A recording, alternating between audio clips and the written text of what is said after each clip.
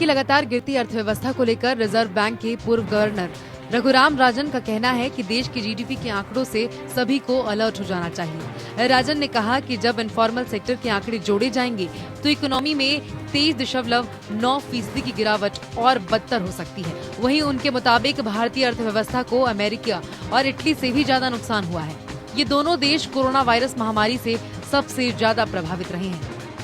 RBI के पूर्व governor राजन ने कहा कि जब तक वायरस पर काबू नहीं पाया जाता तब तक भारत में विवेकाधीन खर्च की स्थिति कमजोर बनी रहेगी।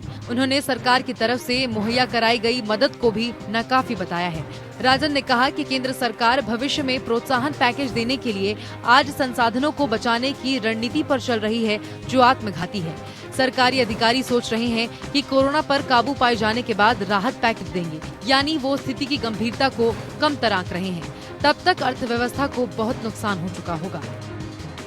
रिजर्व बैंक के पूर्व गवर्नर ने कहा कि राहत के अभाव में छोटी और मंझोली कंपनियां अपने कर्मचारियों को वेतन नहीं दे पाएंगी, उनका कर्ज बढ़ता जाएगा और अंत में वो बंद हो जाएंगी। इस तरह जब तक वायरस पर काबू होगा तब तक इकोनॉमी पूरी तरह से बर्बाद हो जाएगी और फिर उसे ऊपर उठाना बेहद ही मुश्किल हो जाएगा। राजन ने ये भी कहा कि ये धारणा बिल्कुल गलत है कि सरकार राहत और प्रोत्साहन दोनों पर खर्च नहीं कर सकती। उन्होंने कहा कि संसाधनों को बढ़ाने और चतुराई के साथ खर्च करने की जरूरत है।